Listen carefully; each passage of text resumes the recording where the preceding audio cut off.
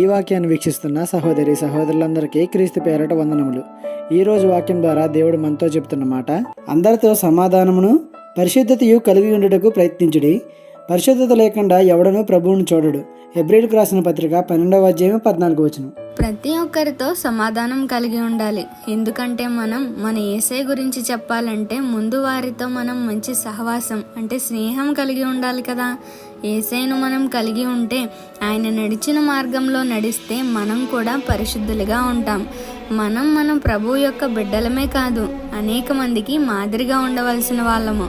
కాబట్టి పరిశుద్ధులుగా ఉండి యేసయ్యను చూచేవారుగా మనం దేవుడితో నడుస్తూ అనేక మందిని దేవుని యొద్దకు నడిపించేవారుగా మనమందరం ఉండాలని, అట్టి కృపకు మనమంతా పాత్రులుగా ఉండాలని మనసారా కోరుకుంటూ ఈ చిన్న సువార్త పరిచర్యలో మీ సహోదరులు. God bless you. ఆమేన్.